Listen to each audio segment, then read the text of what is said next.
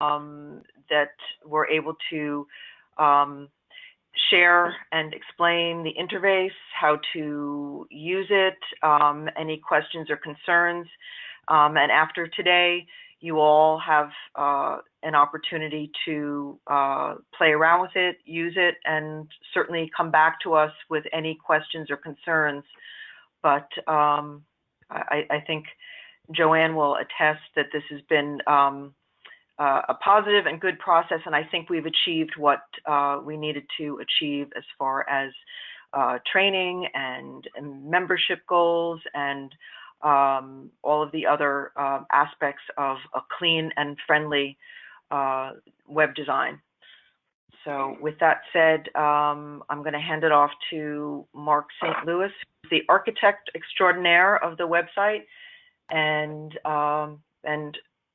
we'll take it from there. And Mark, however you want to present this morning, if you want to take questions as you go along or whatever format works best for you. Yeah, that sounds great. And definitely we're glad to kind of keep moving things forward and get this thing rolling. So I guess what I'll do is just kind of start walking through. I'm going to start with some of the basics on how to edit and how to access some of the parts of the website. Feel free to jump in if you have a question, because maybe there's a question related to the thing we're looking at right now. So, you know, if you want to jump in at some point and ask a quick question or something like that, but we can certainly cover much, you know, more detailed questions at the end and, you know, review any of the things that you want to or whatever it might be. So, but if you have a quick thing or something that you feel like really needs to be talked about, feel free to just kind of flag me and jump in, and we can answer questions as we go. So, and I am recording this as well. Somebody emailed me this morning and asked that they couldn't be here and that if I could record this. So I am going to do that, and I can make it available in some kind of form if you want to watch it later on. The other thing I was going to say is there's a lot of detail here. Your website has a few very detailed components to it. So if we need to follow up after today, it might be really hard to cover everything for you to really fully, you know, get the hang of everything we're talking about here in one training session. So if there are follow-up questions, you know, you can certainly feel free to get in touch. We could even have another follow-up, you know, maybe shorter little web meeting or something like that if you need one more refresher course before you're completely set to go. Or maybe, you know, Joanne, as you mentioned, when you're ready to actually sort of fully launch the site as a whole, we can just do another short, quick thing if there's any follow-up issues that you might want to talk about. So, okay, that sounds good. Yeah, sounds great, everybody. So basically, I'm going to jump in. I think you've all seen the, you know, the kind of public part of the website. Maybe I had a chance to browse through a little bit, but we'll take a little closer look today at the kind of behind-the-scenes controls, where you would go to edit many of the parts of the site and some of the more specific components that we've got built in there as well. So the site is built in WordPress, much like your old website. So if any of you are familiar with WordPress or have used it, you know, on the existing site, it should be somewhat familiar to you, at least in some of the basic controls. And so after today, I can provide to you a WordPress login ID, or if you want me to set up multiple login IDs for several people, you know, I can do that, so you can you know, get into the kind of behind the scenes dashboard and, you know, start to do some working on the site. And I'll provide you with the access. Now, at this point, the website is still in a temporary location. Well, actually, first of all, is everybody able to see my screen here? We're looking at the WordPress login. Yes. Everybody's on it? Okay. Yeah, so, I have it projected on the wall. Oh, okay, great. Yeah. So we're still using the temporary website address here for the site. So it's in a draft location.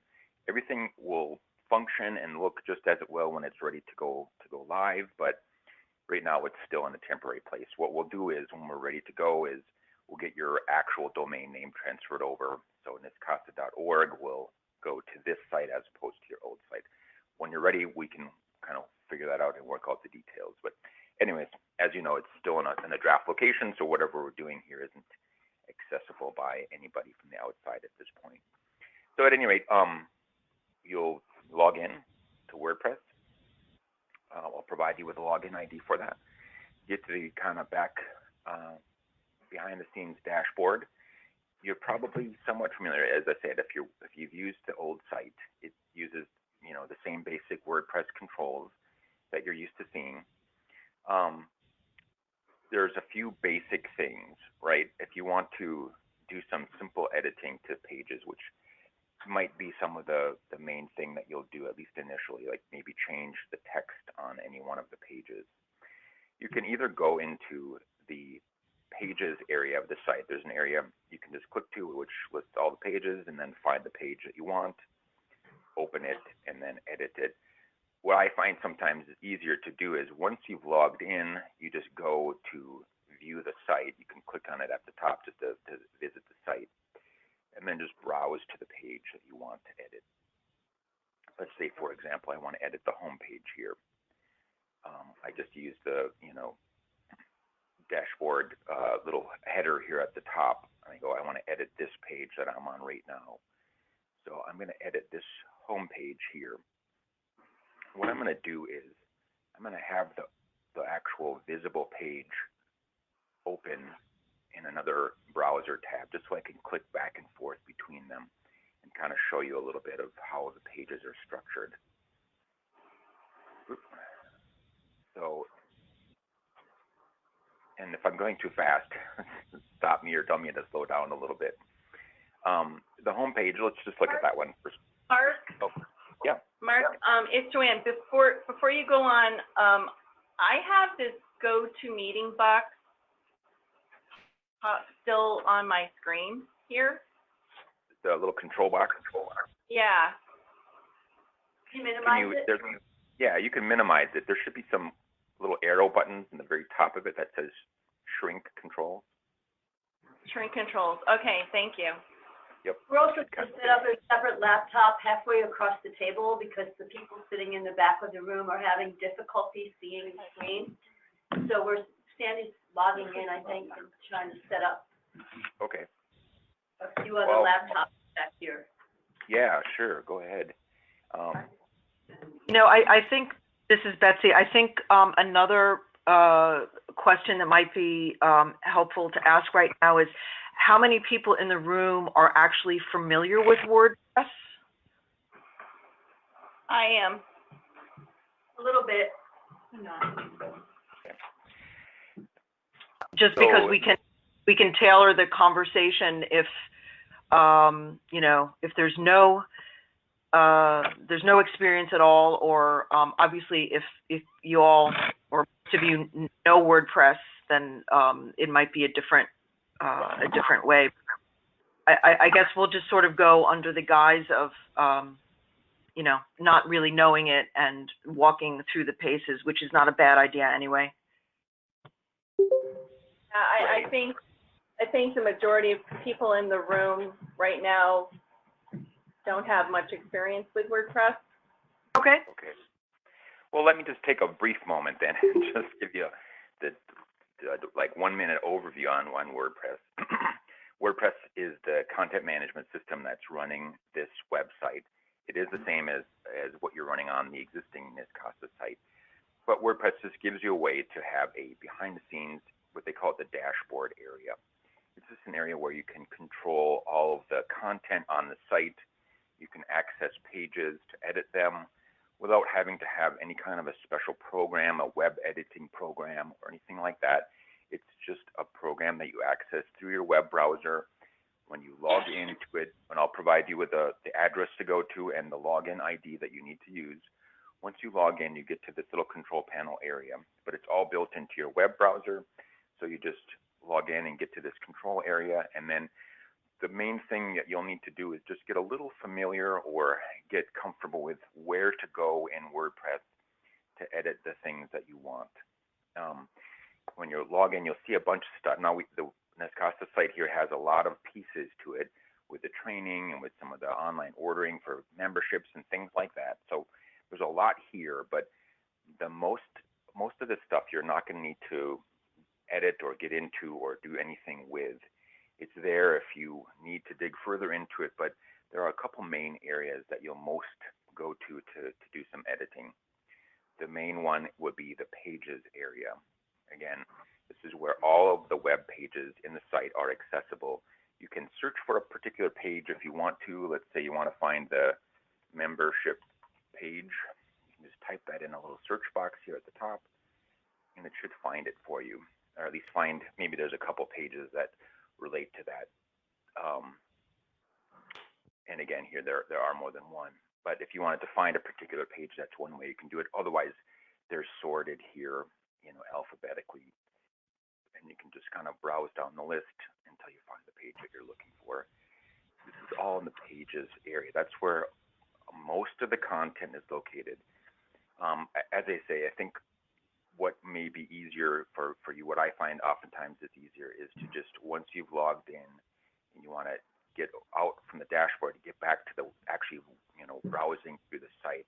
In the upper left, there's a little home button. You just mouse over that and then click on Visit Site. And that will keep you logged in. So you're going to be logged into the dashboard still, but you're going to be able to browse through the site just like you normally would. You can browse through, use any of the menus, browse through any of the pages you want to get to, but the WordPress dashboard menu sticks here at the top.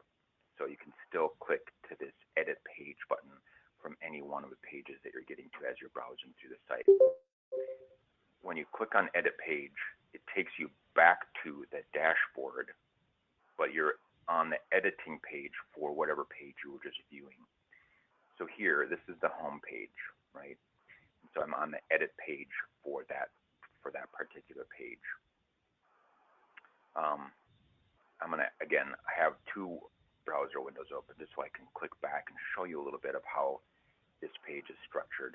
Okay, so here's the live home page on this side, and over here is the behind the scenes area where the controls for the web page are set up.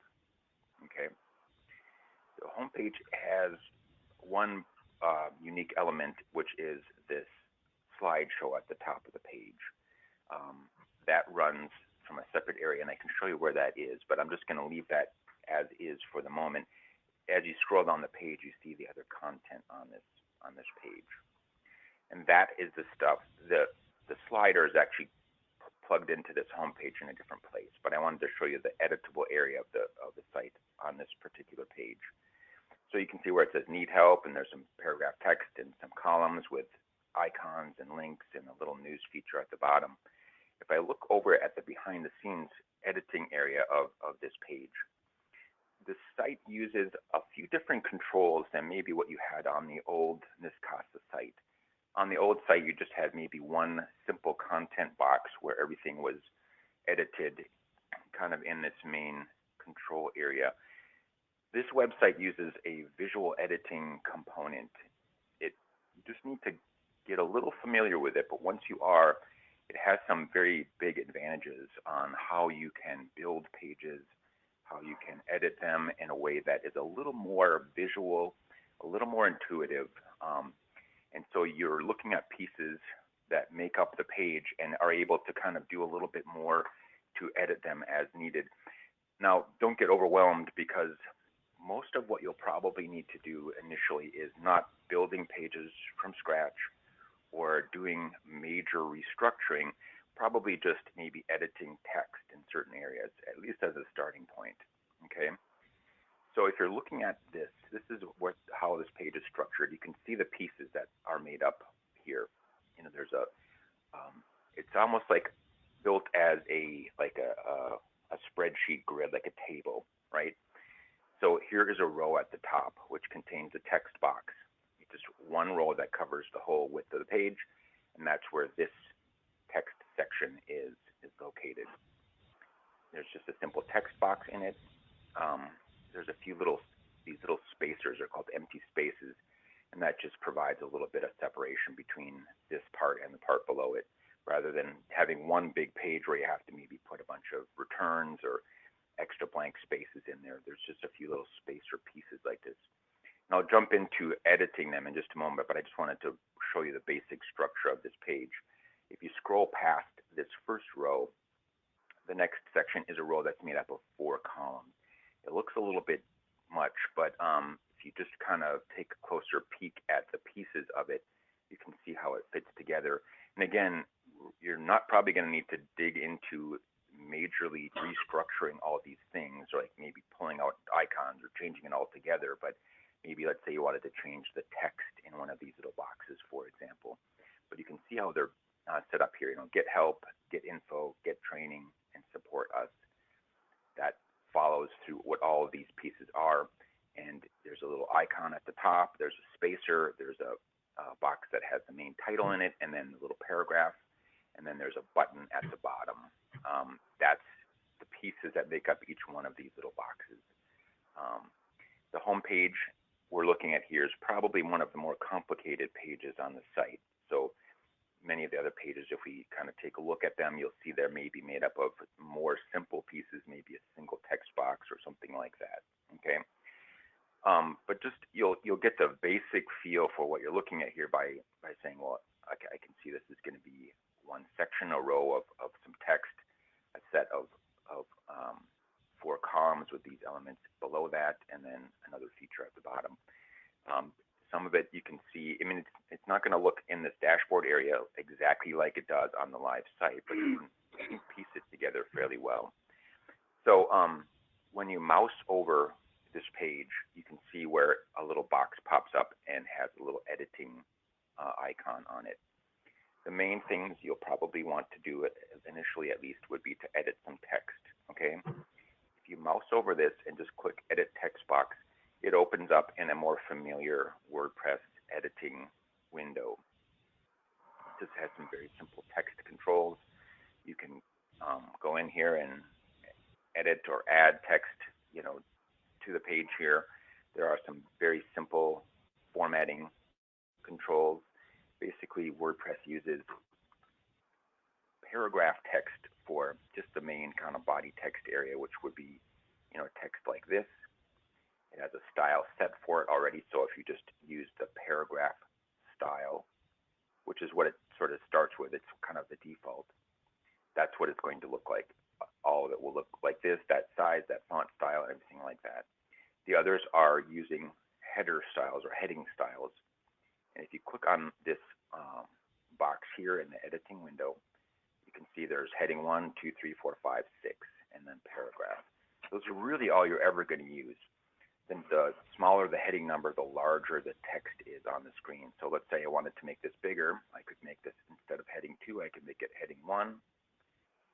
And let's say I made a few other changes. You can scroll up and down and see the other text in that little section. Edit it however you want. And then you'll just click Save Changes at the bottom of this window. Okay. I just changed, the only thing I changed was make this text a bigger size. I changed it to heading 1. And then after you've made any changes to the page here, there's 2 things. You'll be using that Save Changes when you have the little editing window open here. And then when you're done piecing any of the changes together here, you hit the Update button to update the page as a whole. Okay, I'm going to do that and we can change it back to how it should be. But I'm going to hit Update. Okay, it tells you that this page has now been updated right at the top, and you can click the button that says View Page. And then I can see what this new live page looks like. I just changed and made this Need Help text larger. You can see how it's the heading 1 style, which is a bit larger and bolder than heading 2, or whatever other changes that you would have made. You can change it like that and then click to view. This is now what the new live page would look like after you made that change. If you said, well, I didn't get all the changes I need, all you have to do is click Edit Page again, and that will take you back to the editing window for that page. I'm going to change it back just because we don't want it to look like it doesn't match.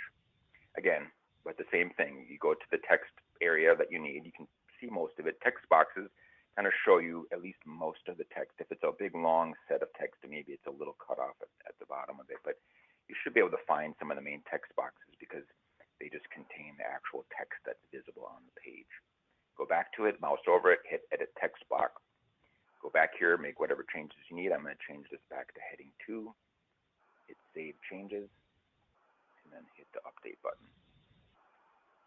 So Mark, is there any way to undo something that you've already saved to go back once you've gone in and you've made a change and you saved it, and then you go, uh-oh, that's the wrong phone number? Do you have to, or style or whatever? Can you undo it, or do you have to remember what it was that you need to get it back to? You can revert back to earlier saved versions of a particular page. Okay. So you're not completely lost. WordPress kind of keeps track of changes as you make them. Let's see, I don't think I have the window open. Here it is, revisions. Every time you save this page, it goes back for a long time, like 6 months ago, and even, I don't remember exactly how many dates. So it'll go back to changes that you made up to months ago. If for some reason you completely changed this page in a way that you didn't like and you couldn't figure out what you did wrong, you can click, I'm not going to do it right now, but if you go to this revisions section, it's here as you scroll further down the page. Look for something called revisions, and you can click on this and restore a previously saved version of this page. You can see they're dated here. Some of these are just from hours ago, some of them are from months ago, and you can revert back to an earlier version of this page. So you can't go too wrong altogether. In fact, the entire website is set up to back up its database on like a weekly basis. So if you really, something went very wrong, the entire website can be restored from a backup copy as well. So there are a number of safeguards in place to keep you from your site getting lost or something going horribly wrong. So that's something to keep in mind. If you did, I mean, certainly in your initial work on the site, if you run into any funny things like this, it might be just worth an email or phone call just to say, oh yeah, we kind of want to revert back to an older page, but we can't remember how to do it. And I can just give you a quick pointer on where to go to do that. But yes, you can. I think revert. That's a key point for novice users, that you can go in, make changes, and if you totally screw up or get lost at where you're doing and what you're doing, that you can revert. Right. One other quick thing too is there's a preview changes button. Let's say you're making a bunch of changes and you just don't know if it's going to look right. Let's say I change something and I want to just see what it looks like before I actually post it live. I'm going to make this like a heading style here. And I'm like, well, I'm not sure if I really want that. Rather than hitting update, you hit the preview changes button. It's going to open up a temporary view. This isn't going to be a live page, but it's going to look like the actual page would look. So I can preview this page. Oh, I added the text style to this box. Yeah, I don't really like that. That didn't really work. So I can just go back and change it before I actually update the page, put it live, and make it, available for, people from the outside to see. So that's one other thing you can keep in mind. If you're making a bunch of changes, hit the preview changes button. It's going to open it up in a separate little tab. You can see it opens up a separate tab here, but this is just a preview. It like saves a temporary copy of the page and lets you view it. And then if you don't like it, what you want to do is close that window. Don't go and edit this preview page. It opens up in a new browser tab. Look at it. Yeah, okay, that looks good. It's probably fine. Close that tab. Go back to your original editing page and either update it or change it further or whatever you need to do. So that's one of the kind of a handy feature, especially if you're editing a page like the home page. That's a page that everybody's going to view that are coming to the site. As soon as you hit update, it's live. Everybody will see whatever's there. So preview changes lets you kind of view it before you commit to the change or want to make it a live change. So, again, the page. Some of these pages are more complicated. You can see them as you kind of just get more familiar with all these different visual composer elements. They start to make more sense. You can click and edit any one of these things. For example, this text box has above and below it a little empty space. It just says create a little 50 pixel space to give a little separation, as I said, between the header slideshow and then some features at the bottom. Let's say you wanted to make a wider space. And this gets into some more like design related things rather than text edits, but you certainly could change this. So, for example, I just click to edit this empty space box, and it pulls up a little simple thing. Many of these features will have a bunch of controls at the bottom, but most of the time there are a couple of key ones that you need to look at. Here it just says this is a 50 pixel space. There'll usually be even a little bit of a description below each of these boxes that tell you what they do, or give you some instructions. Enter empty space height. So how high do I want this to be? Let's say I wanted it to be 100 pixels. I again would use the make the change, hit save changes. You can see how it tells you, okay, this is 100 pixels now. It's not going to show it as 100 pixels. It just sort of tells you what it will look like. If I hit update, and then Mark, can you explain how editing the text, let's say 2 lines becomes 4 lines, and so that then encroaches onto the space, you know, how you can manage the space if you're adding more text to something? So I'm not quite sure if I follow.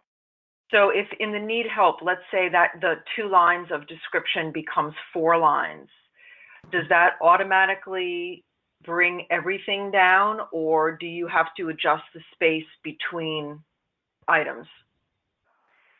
It will automatically expand whatever it needs to fill the space. So let's say I put a bunch of more text in here, right? And again, these just use some simple controls. You can change the style of the text. You can change the centering, or let's say you wanted to make some of this bullets. I'm just, as long as we're here, I'm just going to take quick. I can make this a bullets, or I could, you know, put whatever other features that I want in here. At any rate, so I've just added a bunch more text in here, and everything else will just, you know, resize to fit. So I'm going to preview this, use that preview feature, and it will just show that it made whatever space it needed. The rest of the content will just move down on the page.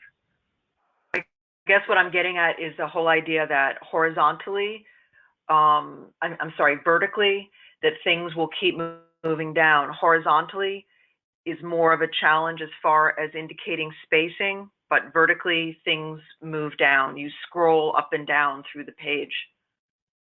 That's Right. what I was trying to get at, understanding space and measurement. Because the website is scrolling up and down, and obviously the area across is more finite where you indicate spacing. Right. Yeah, and as far as width goes, if you were to put in text here that, you know, here we have just text that has a, you know, a line break on it, so it'll create, you know, extra lines. It would just fill the space horizontally. Well, I won't save these changes permanently, but if I was just going to pull this apart and just do something altogether different with it, let's say you had text that didn't have, like here, like I said, these were lines where there was a actual line break in it, but I'm just going to remove them to, so this text will then fill the horizontal size of whatever box that it's set up to fit into. I'm going to make it one long paragraph here just to show you. I mean, I think it's pretty simple and basic and easy to understand, but just want to see what that looks like. Again, I'm using that preview feature. It just fills the page. So there's a little white space right now. I mean, my window is set to high resolution, so it'll show me a wider screen than the actual page fits. So there's white space on the edges, but the actual page kind of cuts off where you can see the edge of the logo there, the edge of the navigation header at the top. So and then the text will just sort of wrap however it naturally does. Maybe it looks a little funny having it centered as a, you know, big long text box like this, but at any rate, that's how it would work. Or if this were a smaller column, like here, for example, this is the, you know, text that's in a line that just continues to wrap, but it wraps within this column. So these are a 4-column row that fills the width of the page, but each column is independent, so whatever content you put in that column fills that space and only that space.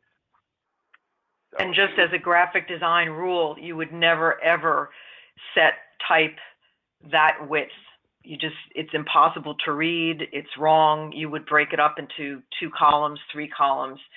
That very, very long row of type, you'd never do that. It would have to be broken up because your eye just can't do it. So. Right. Yep. And you probably, I mean, the things you'll do most won't be having to restructure the page or redesign things or change a lot of the large pieces of this page. There'll be more editing the pages that are there and the content that is there, rather than saying, well, I want to add another column in here, or you know, move this column over to another place or whatever. You'll do more going to this page, say, okay, I want to edit some text, find the text box, edit it and save it as you need to, or some of the other elements. I can briefly show you. Let me just undo one of the earlier changes I made. Change that back to 50 pixels. So there are some things that you can do with this that are better than the just standard WordPress editing. You can move pieces along the page. You can duplicate items. Let's say you wanted to add, let's say you wanted this page to be a little bit more information. You wanted to add another row of text to this page. One thing you can do is, in addition to the edit box, you can click on this clone icon here as well. It's just going to make a copy of this text box and just copy all of the content that's in it. So I can make another text box here that I can go in and make edits to, put different information in here or whatever it might be. Or let's say you wanted to separate the 2 sections here and not have them be just one box with both the Spanish and the English stuff here. So I cloned the first one. I deleted the bottom part of the first one, and I deleted the top part. It's like, well, now I have 2 different pieces here. And let's say I wanted to move this empty space in between them, right? If you mouse over it, the little arrow icons will let you grab it and drag it. Now I can drag the empty space up here to the top. Let's say then I want to clone that empty space, make another one of it, take it and drag it down below. Now I have a space and then the text box, a little other space, another text box, and another space. And you can piece elements together like this. Now if I were to save this, it would just allow you to have more control over where you would want these pieces to be or how you want it to be structured.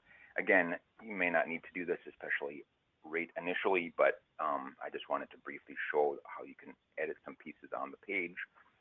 One other thing, and again, this gets a little more detailed, but every little box here has a little plus icon next to it, or usually below or above it. And that is if you want to add something into this section. And this will show you there's a lot of stuff here. I'm just going to click it. It says prepend this column, which means add something to this section, this row, add something to here. And this is all the different stuff. This is a visual editing program for WordPress that gives you a lot of little components that you can add in here. You'll probably not need to deal with the majority of this stuff. In fact, you may never really have to get into adding elements to a page if you just want to do some simple editing. I just wanted to briefly show you what's here. There's a lot of stuff. Some of them are simple. A text box would just add another text box, much like the others, and they just throw some sample text in there for starters, right? So I just added a text box here below that. You could continue adding pieces on here. Empty space is what you saw there before. In addition to just cloning it, you can add it just like I was showing you. And so I just have another empty space here at the bottom. There are a bunch of other things here. A separator would be like a little horizontal line that just makes a rule across the page. There are many things here that get more detailed. And again, you don't need to know all of this stuff. You may never need to use it, but you know, if there are things like adding charts or buttons or little social media features or video kind of stuff. I will show you a few of these things a little bit later when we dig into some of the other pages, but I just wanted to briefly show you that this visual editing program that's built into this template has some kind of more simple features where you can add components to a page and add some features to it in a way that is a little bit simplified, and it kind of makes it easy to add them. Like I said, don't get too overwhelmed because you don't really need to dig into that part of it at this point, but I just wanted to show that to you briefly. So at any rate, that's briefly on this page. Now, I'm not going to get into some of the other more detailed stuff at this moment, but the other pages, I'm just going to leave this home page here for the moment. Well, I guess at this point, does anybody have any quick questions about what we've seen so far? I have a question. Yeah. How do you add the hyperlink in the edit box where they can link to a website or an email? Okay, right. You do that in the same area where we were editing the text. So I'm going to go back to the home page here again. So this area here where we have the text, I'm just going to click to edit. And so here, in addition to all the formatting for the text, if I highlight a part of the text, there's a little chain icon here that says insert or edit a link. And you can either just type in, if it's a web page address, you can just copy it from another page if it's linking to an outside page. Or if you want it to link to a page within the website here, you can start to type in the name of the page and it will find it for you. Let's say it's Get Help. I think there's 2 pages here for Get Help, but it should find the page for you, and you can click on it, and it will automatically add the Get Help. I think I might have a separate Get Help page that we saved. No, that was the right one. And then you hit Apply, and that adds a link onto the page, so you can see now it looks like a link. If you know the address that you want to go to, let's say you could do it this way as well. If you have your browser open and you've just browsed to the page that you want, just copy the link at the top, just copy that. And then when you hit insert or edit the link, just paste that URL right here and then hit the apply button. And you can do that for an email? You can do that for an email too? An email? What? Right. It'll actually, I think it'll recognize for you that you've started to type in an email. If you just type in the email address, it'll create the email link automatically for you. An email link uses a slightly different style. I guess that's not quite right. Hold on a sec.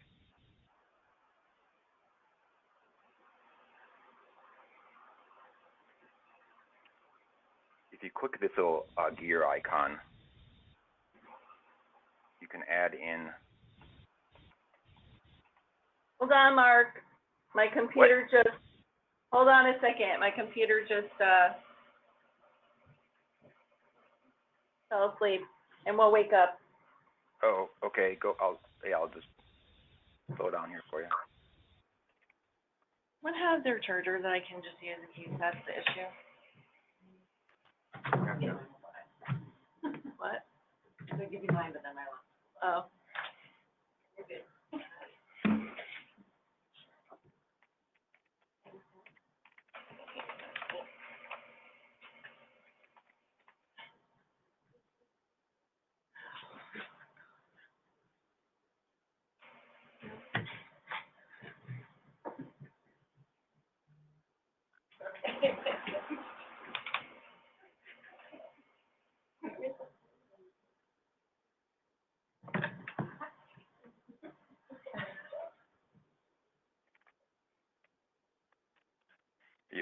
Are you getting powered back up again?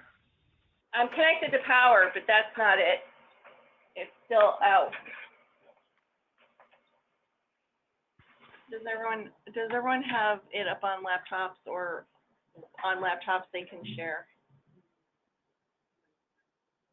I can go grab it.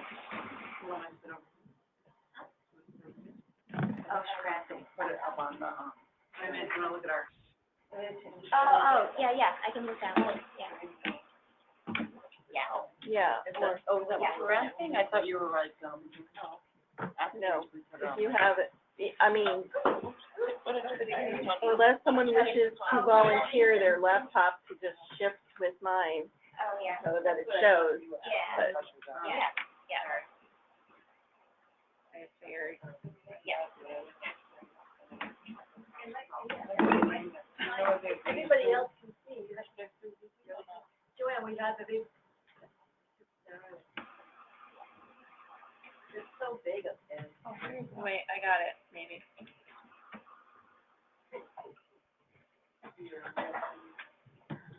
Okay. Okay, it's back. Getting back online? Okay. Yep. At any rate, I was just talking about links. So actually, if you just start to type in the email address, like here on the page,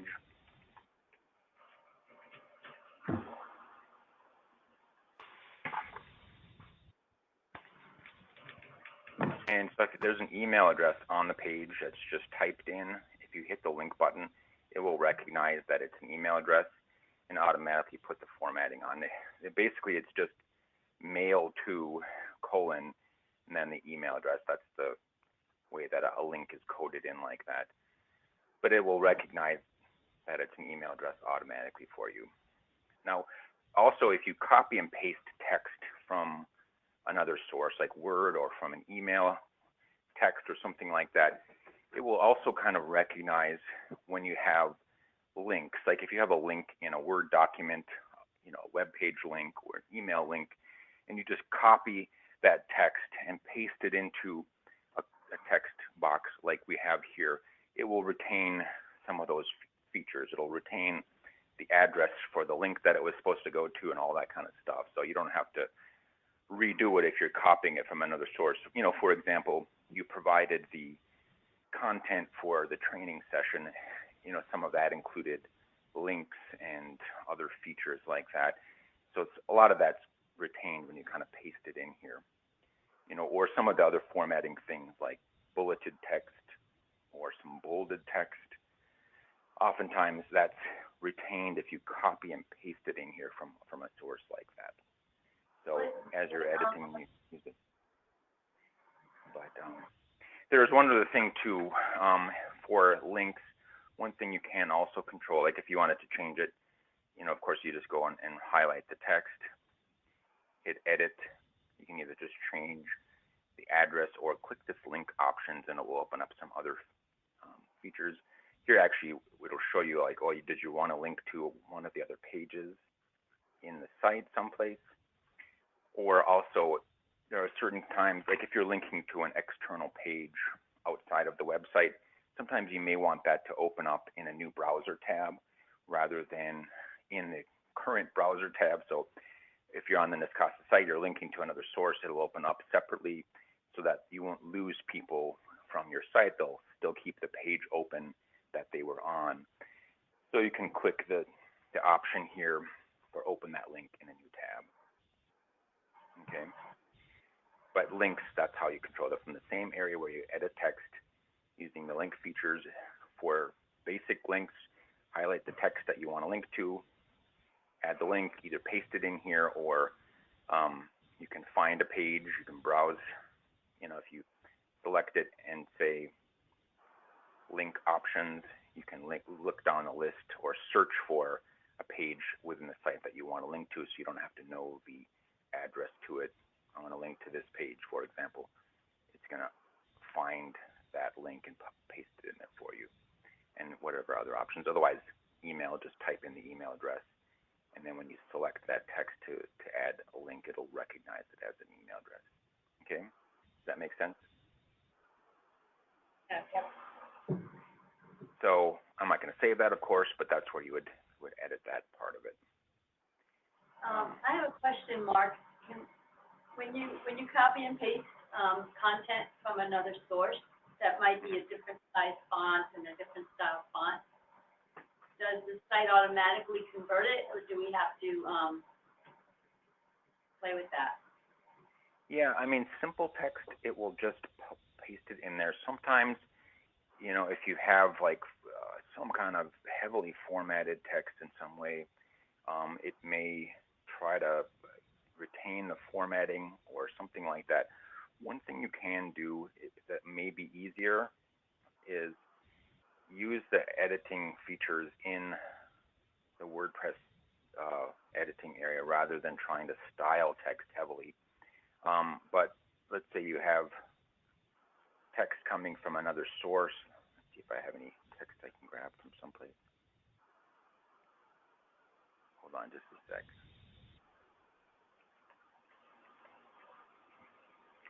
So let's say copying from Word. I'm just going to create some sample text. Mark, why don't you create something that has tabs and bullets, just because that's something that could be considered heavily formatted.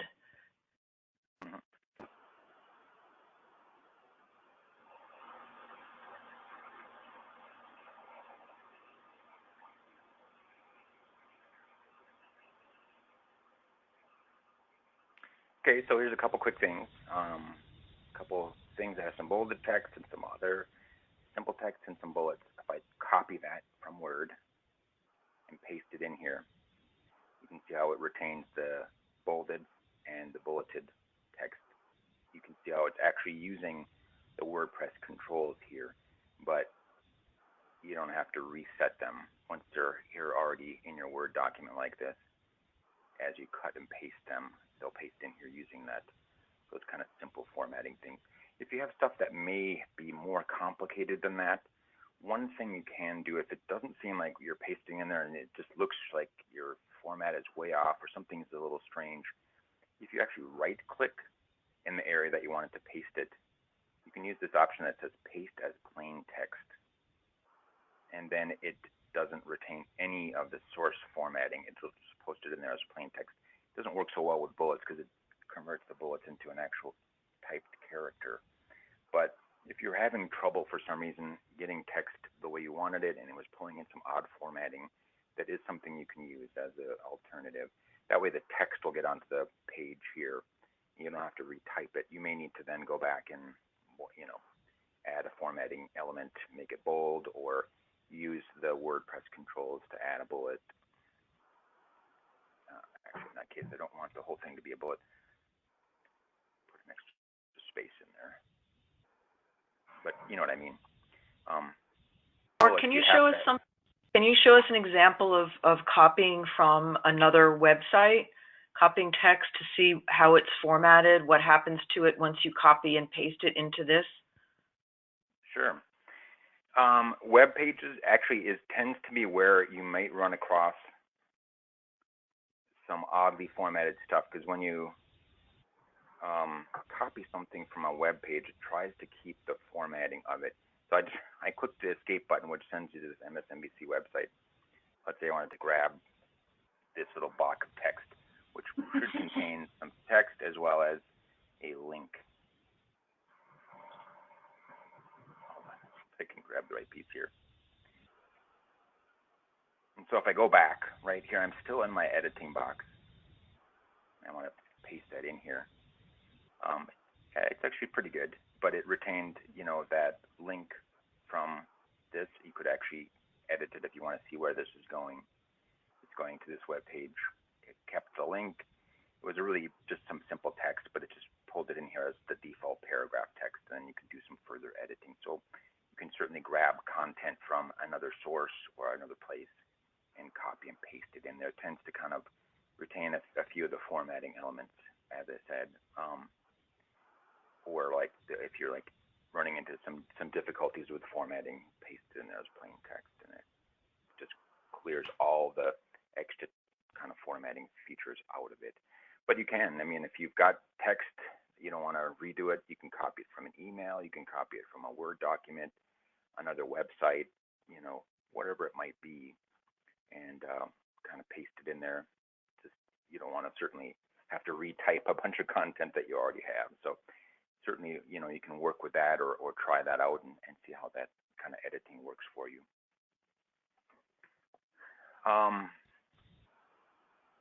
So yeah, any other questions briefly on some of that kind of basic kind of text editing?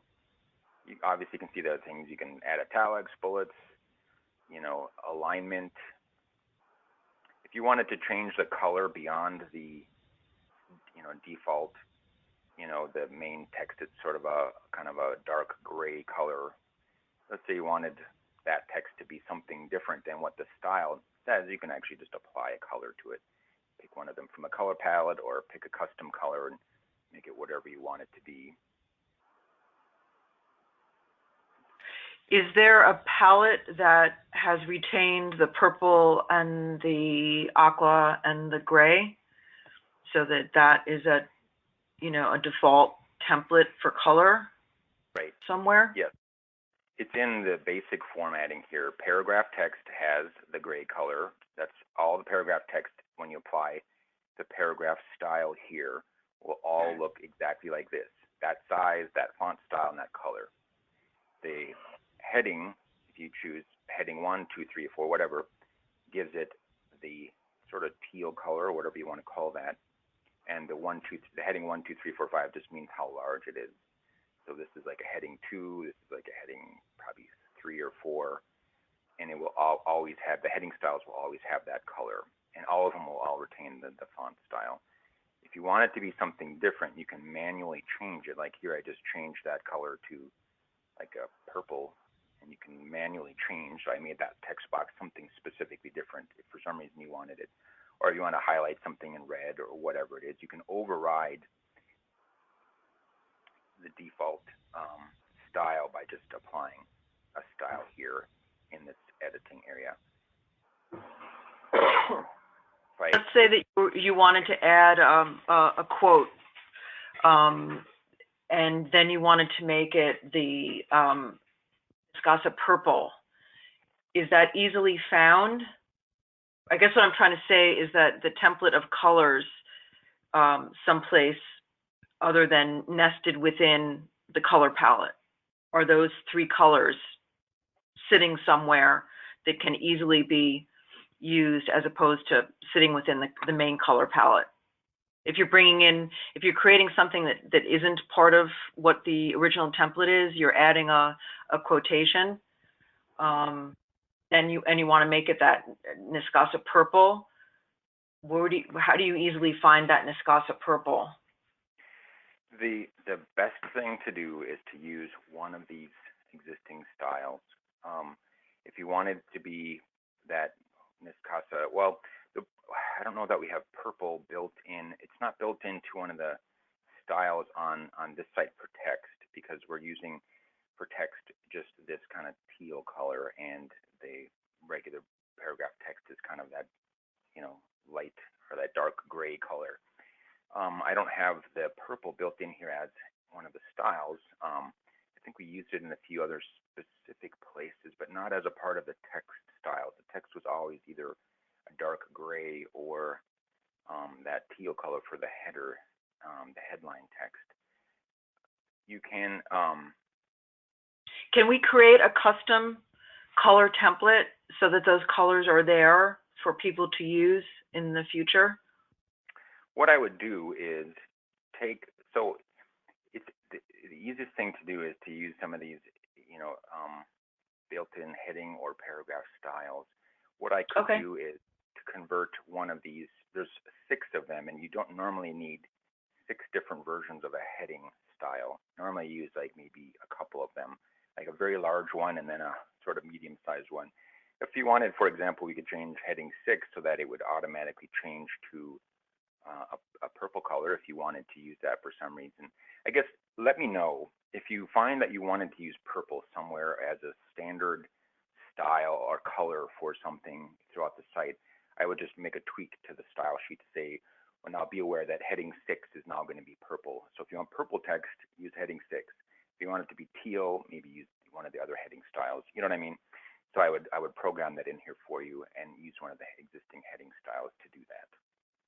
I think that we should go ahead and do that, because that way, if in the future another, as I said, you know, pull quote or something, just so that purple, because that's, you know, one of the one of the colors. I know we kept it with the teal and the gray purposely, but because purple is part of the logo, that could be a color that's added as, you know, an accent moving forward. So even if it's just, you know, one of the,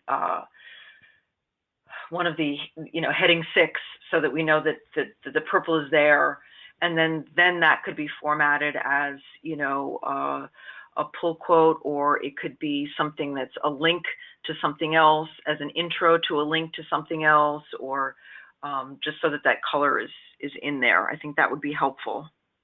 Sure. Right now, so just to take a quick peek, heading 5, right? This is called heading 5. Okay, the heading 4. So the little brief line here of that Spanish text is heading 4. Heading 4, as it stands now, looks like this. It's just slightly larger than the regular text, and it's teal. Okay, that's heading 4. We could make, say, for example, heading 5 could be the same style of text, but just purple instead of green. And you just would need to know that heading 5 now is, you know, the purple version of that. Looks like heading 4, but it's purple. You know, that would be the sort of thing we could do. Yeah, I think that would be helpful, and that way that then when text is added, then you edit the style of it, but you know that the purple color is in there in case that needs to be added as a highlight for something moving forward. Right. Yeah, certainly. And one other quick note is that everything is built on a template in this site. So for some reason, at some point in the future, if you decided that you didn't want to use that teal color as the main color throughout the site for our text or for those headings or all that kind of stuff, the style sheet can be changed, which will then put the change out to all the pages at once. So you wouldn't have to go back and re-edit individual pages.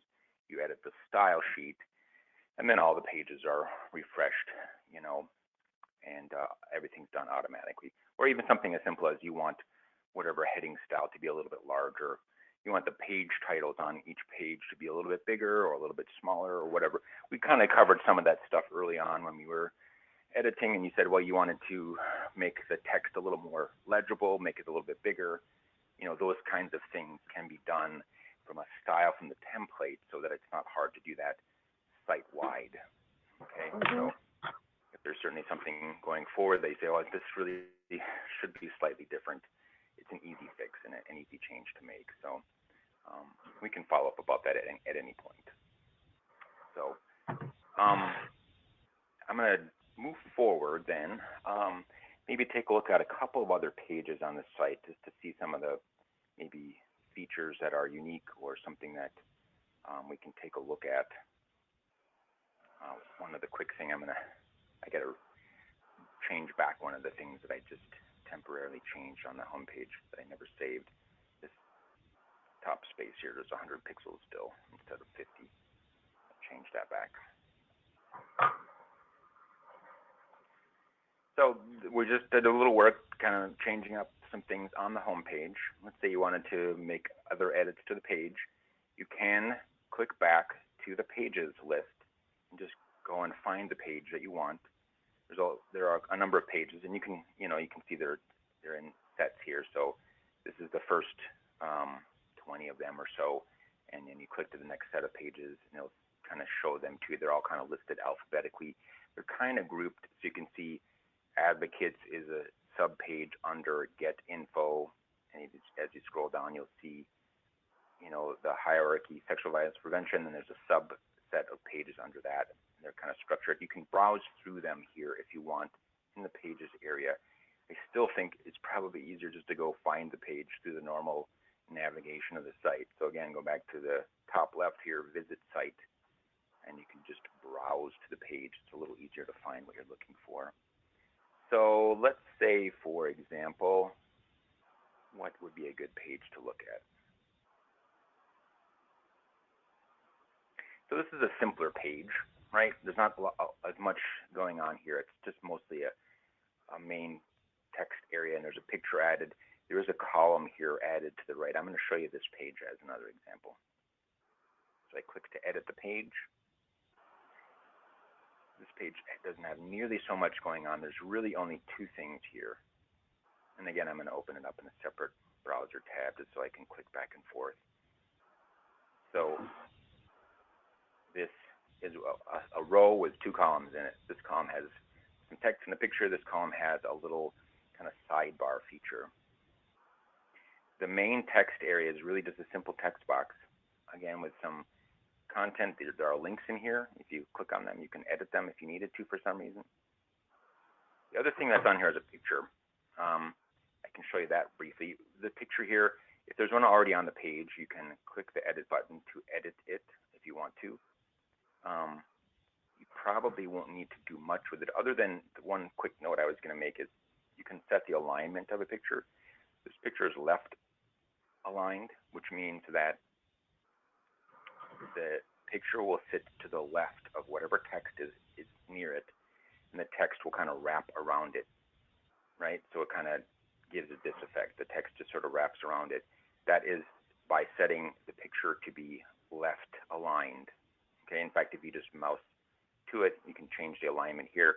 If I want it to be right aligned, it would just do the opposite of it. And then it would look like that. Just sits aligned to the right of that section, and the text kind of wraps around it. If you took the alignment off of it, going back to edit that box, and said no alignment, it just sort of puts it in as its own.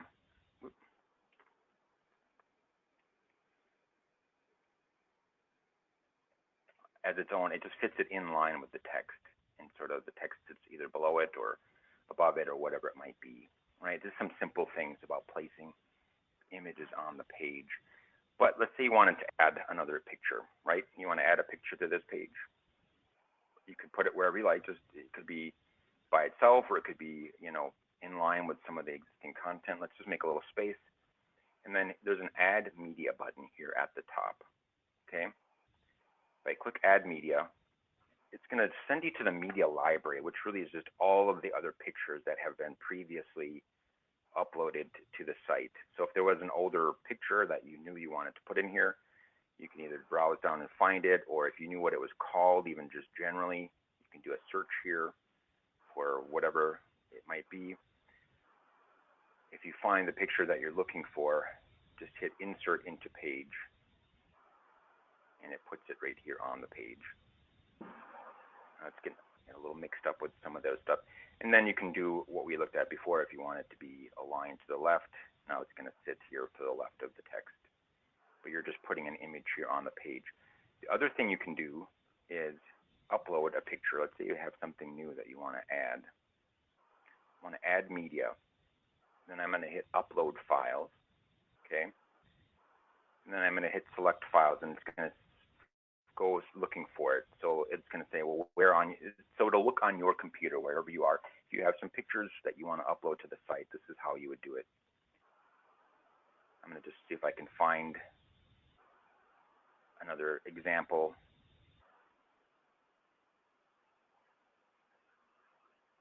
So you browse to the picture that you want. Let's just grab any one of them.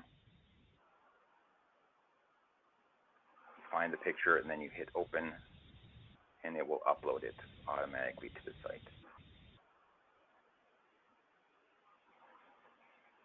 And then you hit the button at the very bottom right, Insert into Page. It places it in here. I would hit Save Changes. Now you have another picture in here. You could go back and say, well, I wanted this to be, you know, aligned left. You know, it's sitting at the bottom of the page. There's no text to align it around, but you get the general idea of how you could align text. The other thing you can do is, if you go back to edit, let's say you put in a picture here that was much too large than you would really want it to be. You can set some basic sizes here for how you want the image to appear on the page.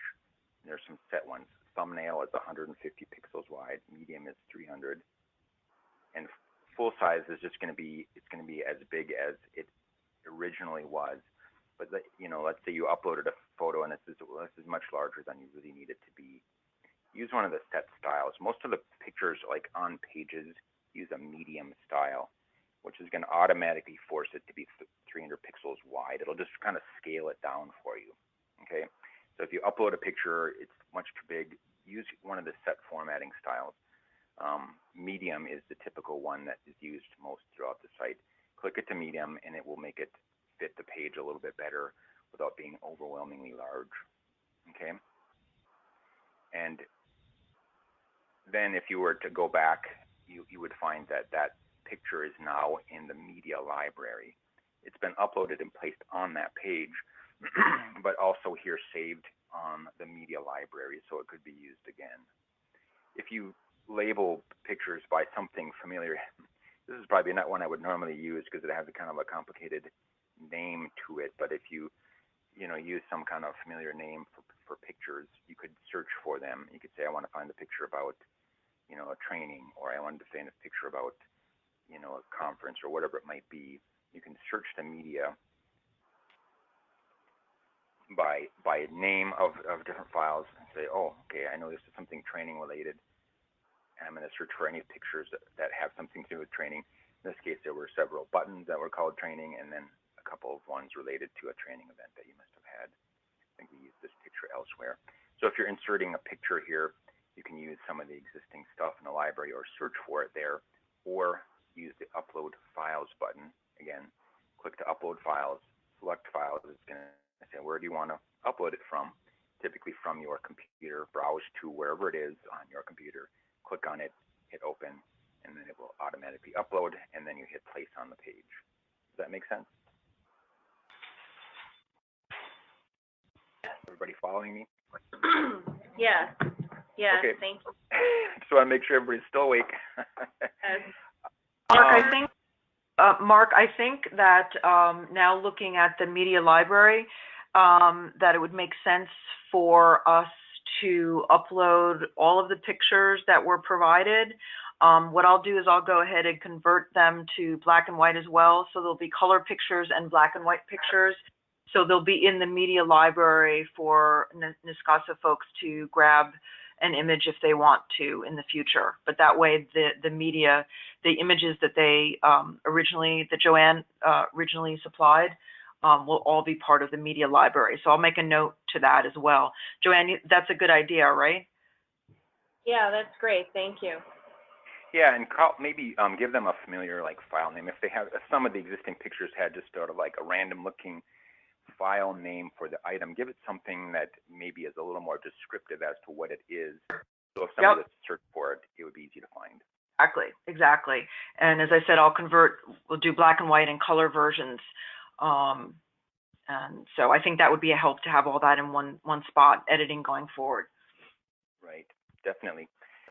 So Mark, one of the things that we anticipate we're going to have to update pretty frequently is contact information about for our rape crisis program. Okay. Yeah, I can show you that. Yeah, I think people would be interested in seeing how to do that, and also I have a question about since we have the map feature connected to the rape crisis program, if a program changes their address, their actual location, is that something we can do, or is that a thing we need to have you do for us? No, I can show you. It's not difficult to change that information. There's a place where the map information is located, and it is something that's not too hard to edit. So, well, let's just jump into that then real quick. I did want to show you one other quick thing that on this other page, just briefly.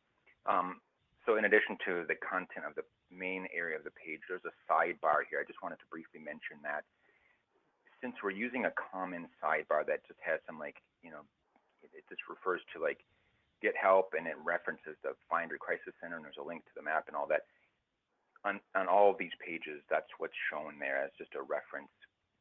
Okay, we are using then a template element so that if you wanted to change that, or if a phone number changed, that is a template element that can be changed once and then be done on all the pages.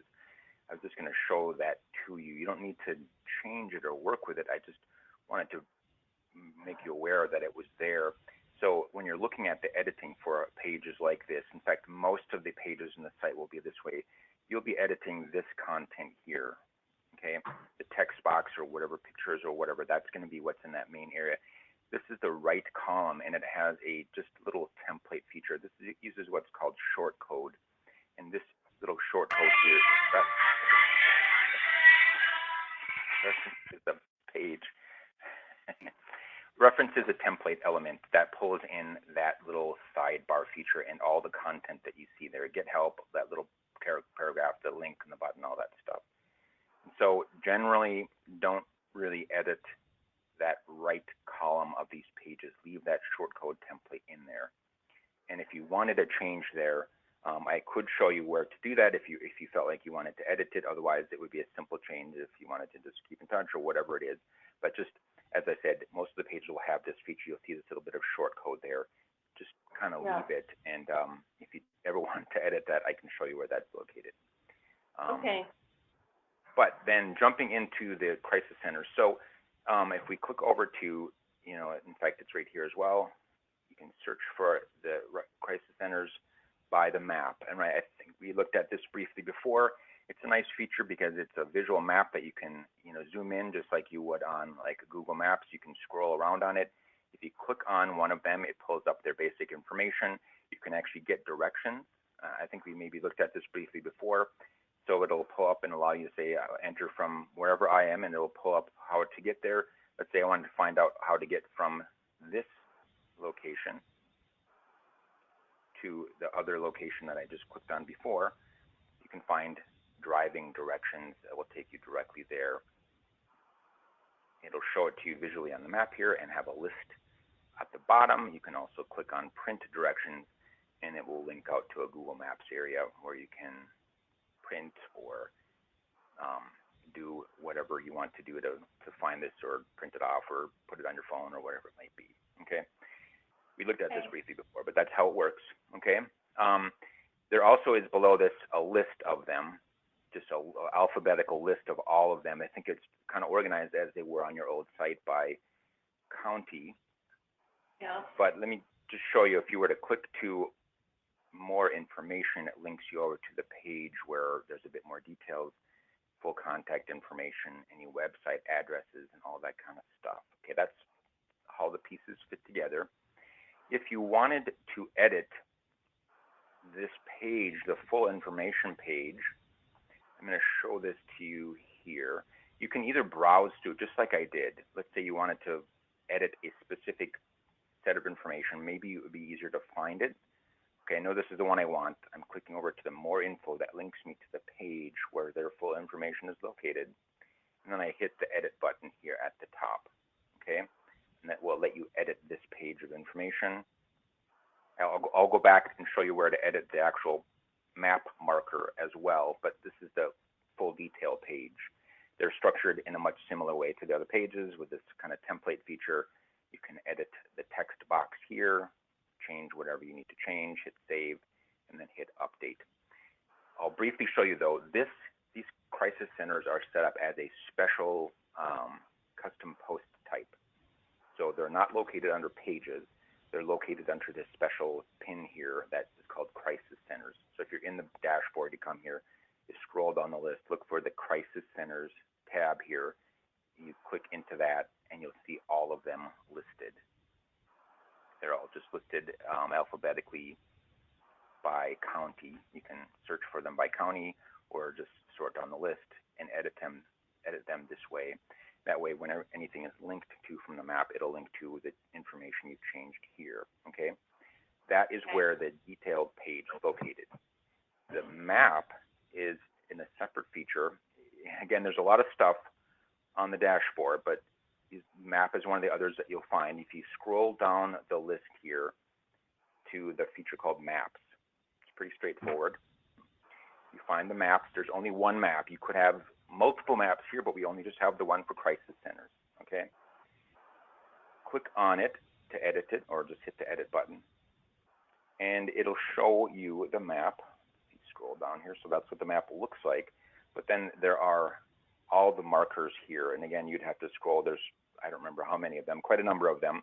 You can scroll down them through the list or search for one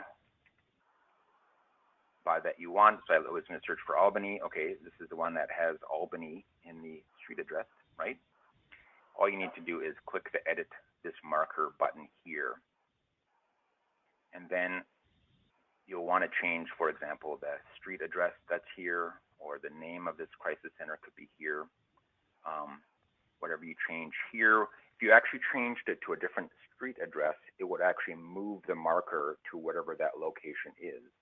Let's say maybe they're not exactly in the same place. Maybe they're still in Albany, but they moved their office to another location. If you change the street address, it's going to geolocate it based on the Google Maps and move the marker to the new location, right? So this marker, or whatever marker it would be in the location that you type in here. And just, you know, it'll be pretty responsive, even if you don't type in the address perfectly, you don't capitalize NY for New York, or even if you don't know the zip code, sometimes if you just have the street address in the city, it'll find the zip code for you and locate it on the map. Okay, but this maps area is where you go if you want to find the map marker. The name of it, that's really all there is in the map. Is it pulls up the name of it, the address, and then a more info button.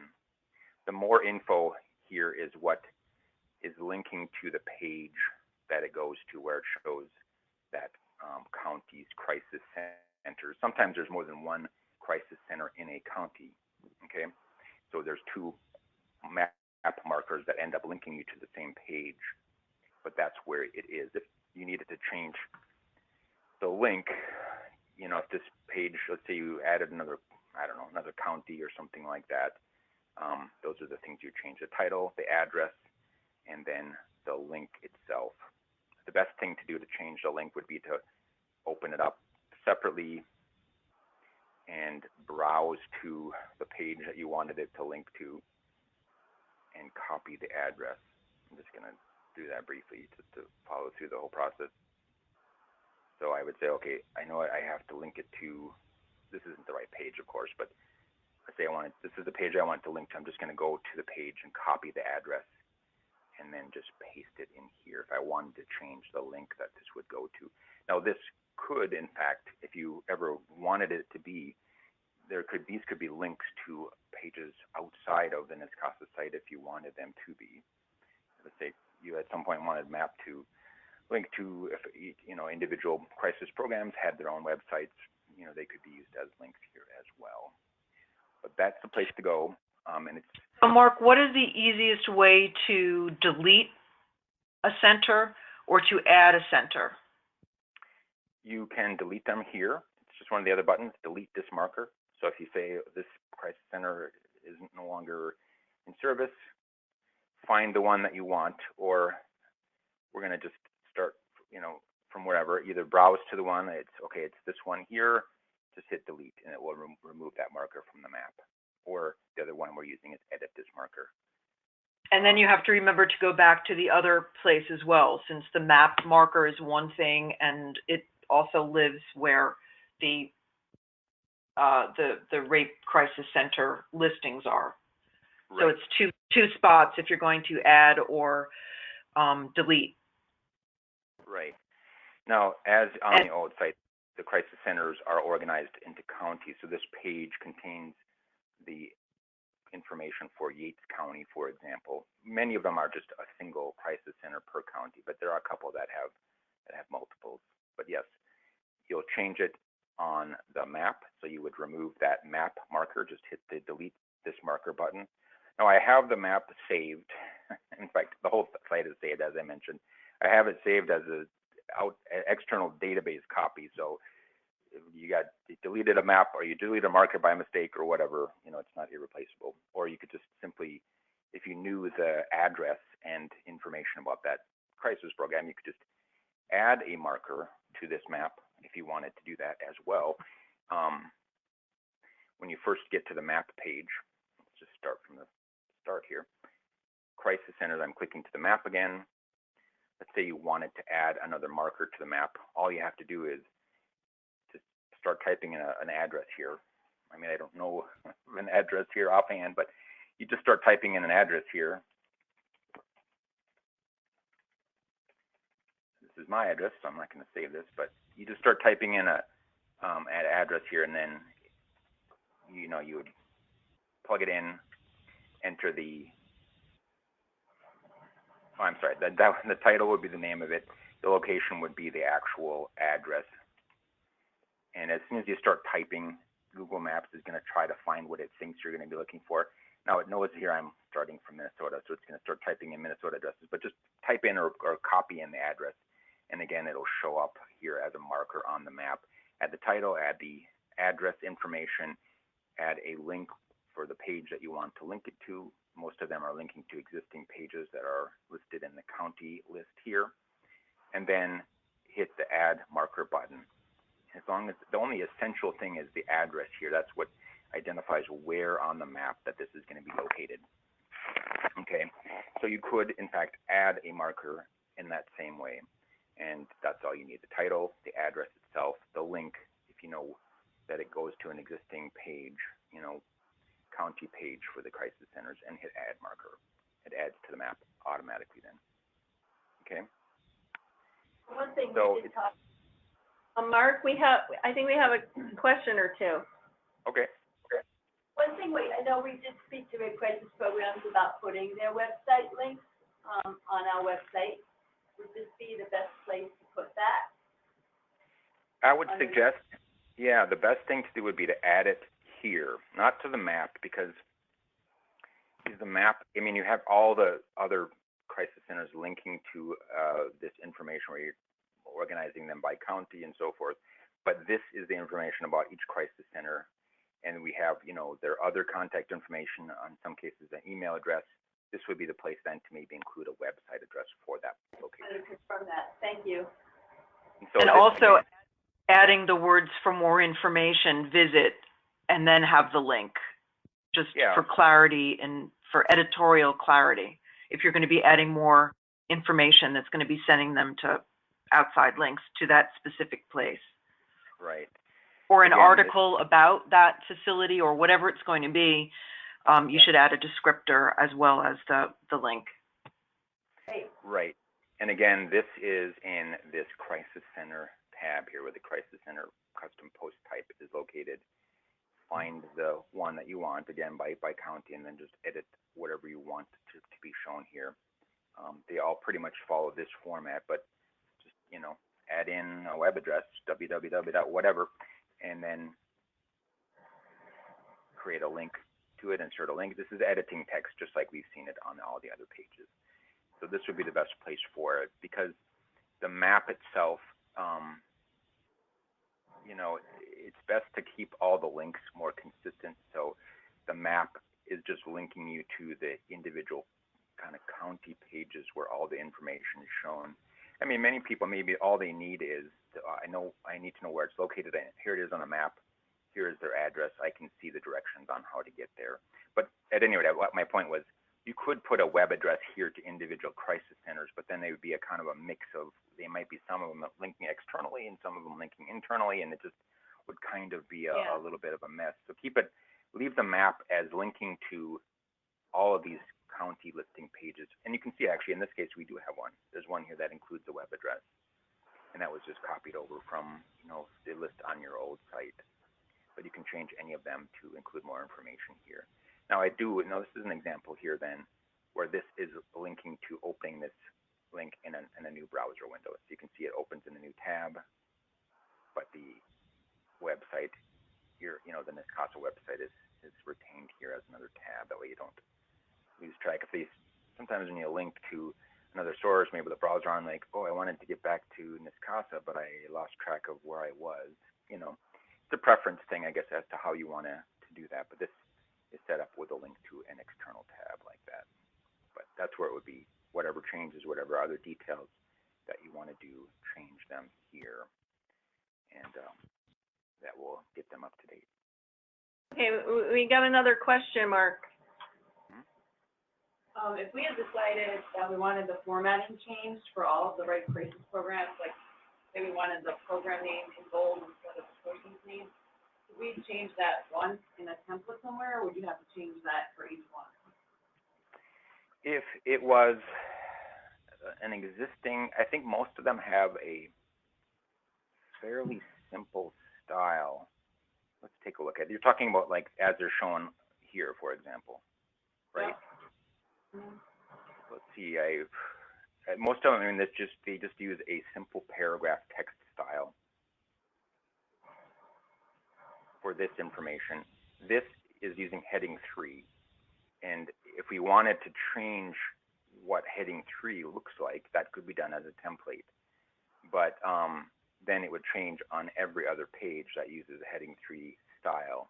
You know, if you know what I mean. Is there a master log that shows what styles are used, where, for instance, heading 3 is also used throughout the site, so that you can see if you change something, it's going to be changing, you know, everywhere, or where specifically?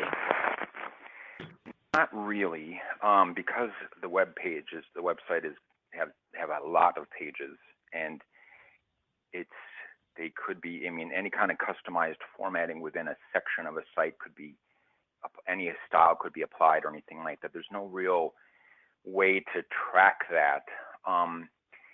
There are a few basic things that are common on all the pages. So, for example, the pages always have a title at the very top, like this. So this is the title of the page. That is a set style. If you wanted to change the title of all the pages, that's something that can be changed in the template. So all the page titles could be slightly larger or smaller or bolder or whatever you would want it to be. So every page has a common element like that, as well as a common style for paragraph text that's used throughout. Right. The rest of it is more whatever people have applied. I think they generally follow a certain format. Like, for example, you know, I'd have to look more specifically. It's been a while since I've dug in, but most of them, if you were to click and find out, well, what is this? You know, we're using, you know, like a heading 3 style, for example, on kind of like the subheading on pages throughout the site, or maybe it was heading 4. If you looked at a couple pages, you could see a common style being used on them. So heading 3 would be used as a subheading on a page, for example. And then on most of the pages, it's going to use that same heading style. So they have a little bit of commonality, but there's some customization throughout, yeah. So I think moving forward, Joanne and company, if you feel that there's going to be, like, let's say the crisis center, like a section that you feel may be updated, or you feel that you would want that to be its own style, if you anticipate that might be an area that might change, then that's something that you may realize over the next couple of, 2 or 3 weeks, when you're now getting used to this and you're playing with this and you're realizing, as other questions come up, or this should be bolder, or it would be helpful if this were functioning another way. But I think stylistically, if the headers and body copy and certain areas are defined now, but if it makes more sense for the crisis centers to have their own style per se, so that that when you change the heading on a crisis center, that all of the crisis centers will be changed, rather than guessing that, it's heading 3, and that could change other parts of the site. Does that make any sense? If there's an area, so I guess what I'm saying is, if there's an area that you see moving forward that you feel would make sense to have its own specific style indicated, so it would be heading 6 or heading 7, or If you anticipate that going in that you may want to change the style of the crisis centers, that would be helpful for us to know, rather than just guessing that it's going to be, text 5 or paragraph 3 or whatever. Does that make any sense? Right, because I understand, because you'll just, whatever we would like added to the style sheet as options, you'll add. Exactly, Yeah. so that it's Or easier. if you want it. Right, so it's easier instead of guessing, the subheads everywhere are going to change, but really because it was the attribute on the headline for the crisis center, that's really all you wanted to change, but it's going to affect other parts of the site. So this way, if there's a section that may, or you feel like it may be changing, or that you want the ability to change without affecting, or without the guesswork, without affecting other aspects of other areas of the site, that would be helpful for us to know, and that we can build that in. Right. Right. Yeah, one thing I would suggest, I was just going to add to that is, there are some common things and common, like for example, the header styles are used in certain areas as a general rule. So if you said, you're seeing that a subheading on pages isn't maybe as large or as bold as you want or whatever, any feedback that you want to provide like that, then we can just maybe make an adjustment to the style sheet and say, we're going to make heading 3 a little bit larger, because we know that that was used as a subheading, on the majority of the pages. So we'll just tweak that a little bit to make it a bit larger, more visible, whatever it might be. Okay. But actually for making a change like Sandy asked about, if, for example, right now the directors of the rape crisis program, they're in bold, and if we wanted to switch it so that the rape crisis program name was bold, we need to, there is not a one-stop fix. We need to go through and swap the whatever style we're applying to each of those lines for every rape crisis program. Right. Yes, that's how it would need to be at this point, right? So these are things that you, moving forward over the next, 3 weeks, month, whatever, if you realize, oh, this would be better this way, and then that way we could then fix that, and then it could be a global change moving forward after we've done that, because that will be, headline subhead number 7 or whatever. So right now it's not. I mean, the global would be the fact that it's whatever text attribute it has, but that would affect other areas of the site as well. Right. So if you do want to change, it has to be one by one, but we could go in and make it so that it was an attribute to all of them, if that would be better. Yeah, if you want something different than what it is right now, it would need to get changed, because this is the style that we just kind of applied to all of them. It was kind of the format that was used on the old site, and we just kind of carried it forward here.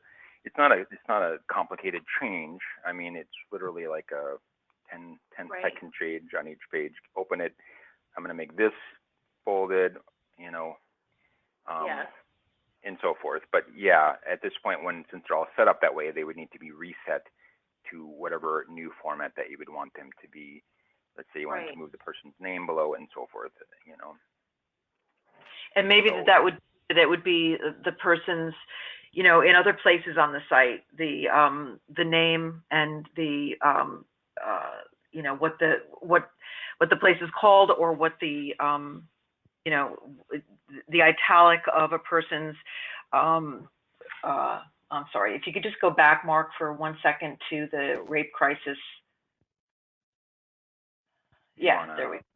So the heading, the name, the title, you know, those sorts of things. And the title could always appear as italic, or the name of the actual center would be bold, things like that. Then that would be the universal on all of them. So. Yep. Mm-hmm. Okay. Yeah. If you decide you want to reformat, you can just maybe let us know, and we can maybe help to tweak or fix or whatever. Otherwise, you certainly have access to go in here and edit if you wanted to change them. Just go through yourself and change them how you want them to be. But let us know if you have any feedback on tweaking some of the design of things a little bit here and there. And then once they were set the way you wanted to, and they were part of the template, so your heading 3 was the name of the crisis center rather than the person's name, then it could be then changed going forward by changing the site-wide template. So we would maybe bump up the heading style to something slightly larger or whatever it might be. But we would need to get each of the crisis center pages to be formatted with the right pieces in the right place. Okay. So that's I just want to do a time check. It's 11:10. So I think we've got 20 more minutes for this particular session. Is this Mark? What more as far as editing areas of importance that you wanted to cover today? And should we, after these next 20 minutes, should we do a follow-up meeting to continue on, or is it kind of a couple of weeks to absorb? Because I think we've given the basic go to dashboard sort of things. I'm just wondering, Mark, what more did you feel that you were going to cover today? And Joanne, what more did you feel that you wanted to know today? Yeah, we can certainly go to look at a couple other things. Hold on just a moment here. I had to switch phones here. My phone is running out of batteries. So there's a couple other things we can look at.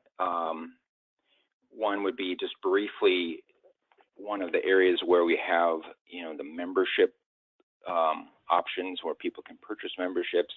And I can just briefly show you something about how, the membership is tied to the people's, access, like crisis program members get access to their portal area and the training stuff and all that.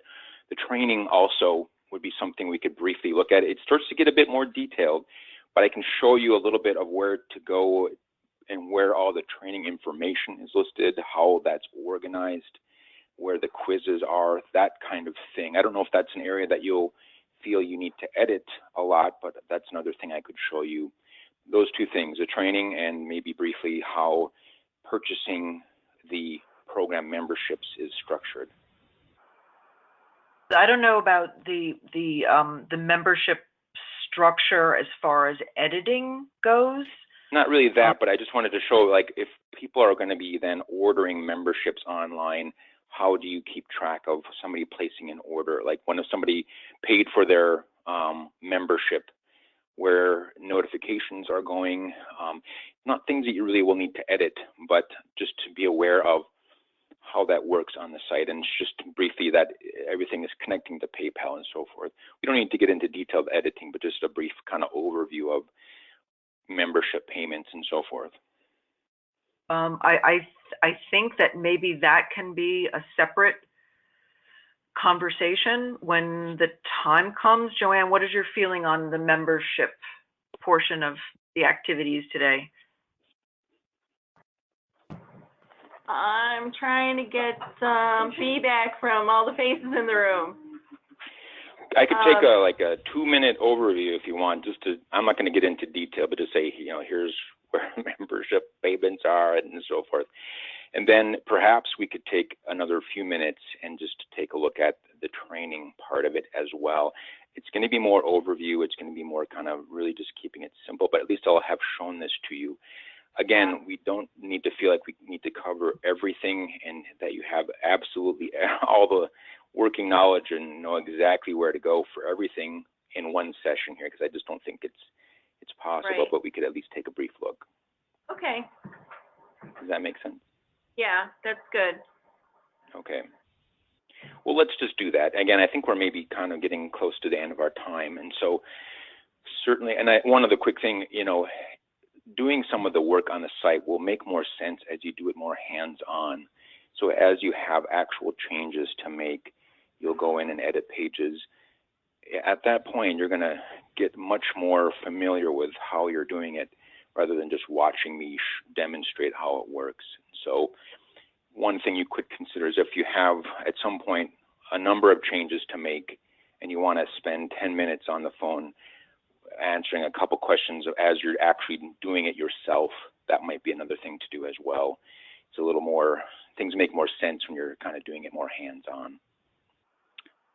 So briefly, though, let me just take the next 10 minutes or so and just cover those kind of two areas about memberships and briefly into some of the training stuff that we have. Well, members, so there's a lot of things here, so let's see what we can kind of cover briefly. The member area, there's some just kind of overview stuff. If you want to become a member, we have, like a shopping cart application set up here with all the different membership options, and then you can actually make a purchase here. So let's say, for example, you're a crisis program, you want to come to the site and pay for your membership. You come here, you can add the crisis program membership to your shopping cart. It shows the information here. You go to checkout and you type in your information. Now I'm logged in as the admin, so it's trying to pull some of my information here, like my email address and so forth. But here then you're confirming your information, your organization name, your email address, all that kind of stuff. And with this, then, if you start using this going forward, you'll have people create an account. So every crisis program member would have an account then on the site. And you can set these memberships up so that they will automatically expire if you want to have it an annual membership, so that when their membership needs to be renewed, there will be notifications that can go out to say, your membership's up for renewal. Please come and renew your membership to continue your access, whatever you want to have. And we can follow up about what notifications you want, who they should go to, all that kind of stuff. But it can be done here so that they essentially have an account they can come to on the site. They could actually log in, then they'll create a password for themselves. And they'll be able to access their account online. So if they want to come and say, well, when does my membership expire, they could review that. And then their login password will also be what they will then use to access the specialized secured content on the site. For example, the online training content, all of that. The password they set up here is what they will use to access the training information. Okay, but this, it just helps to maybe consolidate the membership process here through the website. So you will then have access to come in and review. If you were to funnel everybody here, now you can certainly continue to handle memberships offline, or if you have existing relationships with the program centers and they just want to send you a check or whatever it might be, you can continue to do that. But if you tend to funnel everybody into handling their memberships on the website, you'll have one place then that you can go to review all your members, review the status of their membership, know who's paid, who's coming up for renewal, and kind of keep everything in one place. And you have some database information you could access. You could export a list of crisis programs and have a contact list of them that you could use, or whatever it might be. The information would all be there. So once they create an account the first time, when they come back in, if they wanted to renew their membership, they would log in, and their account information would get pulled up automatically. So if they were to come in at some point in the future, I'm going to show you this really quickly here. If I'm not logged in and I come to the site, I add the crisis program member to my shopping cart, proceed to checkout. Oh, I'm sorry, I think I'm already logged in here. At any rate, it will prompt them to log in. It's a bit more detailed, as I said, and so maybe it's something to follow up with. But my point was, I guess, that once they've set up their membership and paid for it the first time, their account is automatically added here. So when they come back, they can log in. If they want to renew their membership, all they need to do is add the payment and process the payment, and then they're up to date. This shopping cart is set up. It does offer two things, and I don't know if you would want to continue to do that, but I have it set up so if you wanted them to send in a payment by check, they could do that, or they can click the PayPal option, and this is going to link them to your existing PayPal account. So it works much like the other site does. It links to that same account, the same PayPal account information, but with this, it will send all of the information automatically. So all of their name, the crisis program name, their contact information, and the total amount gets sent to PayPal. All they have to do is process the payment through PayPal, and the money goes to the same place that it always has been with your existing site. So everything's all connected up, but running it through the website just allows you to keep track of all your members in one place, be able to review their status, or just kind of know where everybody's at. So there would be some advantages if you were to kind of, like I said, use this online ordering process for all your memberships going forward. You would just be able to manage them in a better way, if that makes sense. I have a question. Yeah, go ahead. If someone calls asking what their password is that something that we can look up, or do they have to reset it? Yeah, there is a password recovery feature. Let me show you briefly. So it's the usual, like, did you forget your password? And you click a button, and a password reset email will automatically get sent to them. Let me just, let's say here on this browser window, I'm not logged in. Let me actually try to go to one of the login areas. Okay, this is Crisis Program Members. I want to click over to the Secure Portal.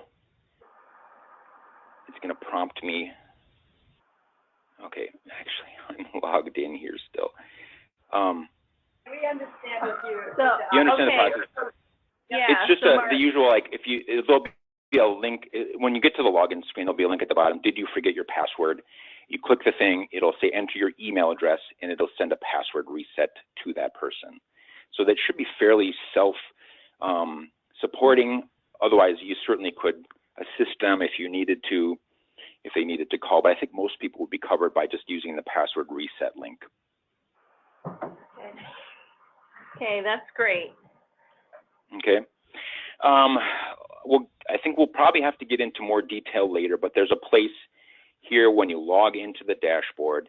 It's called WooCommerce. You go there, and this is where all your membership information will end up being located. There's a membership tab here, and so you'll be able to go there and say, okay, here are all the members. I just have some test members in here at this point. I have membership set up for a crisis program member or a board member. Now, the board member is not a paid membership. It's just a login membership that is used to access that board member area where you'll have some specialized content.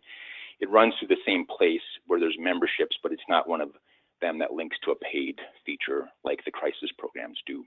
But briefly, you could use this place, then you log into the dashboard, review all your members, you could edit them, you could check on their status, whatever details that you want to know about them, when their membership expires,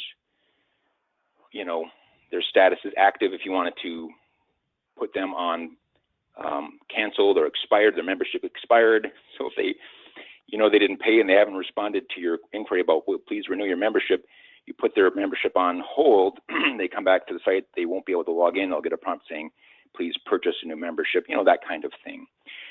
We can look at this in more detail later, but it's all here. You can track the memberships. There's also a place to track the actual transactions. So when somebody places a membership order, you'll see when that transaction happened, the amount of it, the status of it, and so forth. When you link to PayPal, the transaction happens. After it's done with PayPal, it links them back to the NYSCASA site and confirms that their payment has been received. There's lots more there, but I just wanted to show that briefly to you, that there's a place in the site where you can track all the transactions, track all your memberships, even do more with, you know, sending out notifications and confirmations, all this kind of stuff. And so once it's set, I don't think you'll probably need to do much editing. The only thing I would need to maybe know is who should get notifications, who do you want there in your organization to receive updates, like when somebody places in a membership order, or what you want the notification to be sent out to the crisis program member. Just some of that brief stuff that we can follow up about. Once it's set, it's fairly well automated. In fact, you can even set memberships so that all the notifications go out. So when it's coming up for renewal, they get an automated notification about your membership is up for renewal, whatever. So it's a pretty automated, self-running system, and you can get as hands-on with that as you want. Okay. Seems a bit much, but it's not as complicated as it seems. So there's a system in place now to handle all of that. And one other brief thing is, it's set now so that if a crisis program member goes and places an order and pays for their membership, then their password is enabled so that they have access to the portal after they've made their payment, after the payment has processed. So it could be as simple as that, and then they have access to the special content on the site that you have, and training and all that kind of stuff. Okay. Okay. So one other thing, and I know we're running down to the last few minutes here, we do have the training stuff, and I think some of you have taken a little bit of time to review what we have in place on the training portal, right? In the training section, there's just some general information, but this portal is where we have all of the training sessions. Here, if you were to click on training portal, it would prompt you to log in. Now, I'm currently logged in already as the admin, so it doesn't give me that prompt. But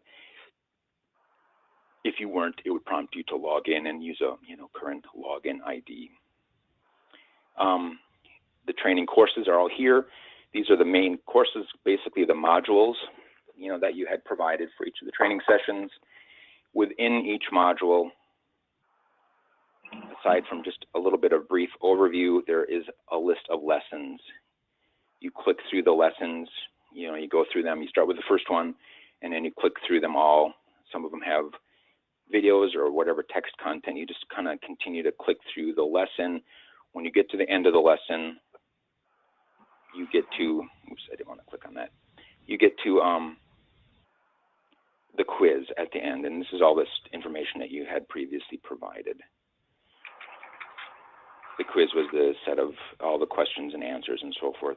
I'm just going to briefly show you where this information is located, and we can review this at some point in the future. But again, you're back at the dashboard. You scroll down the list. This training session is called Namaste. Namaste LMS for Learning Management System. This is the place where all of the lessons and course information is located. Okay. If you open that up, the main area you'll look at is the course list. Okay. These are all the modules. So you could open and edit any one of these. The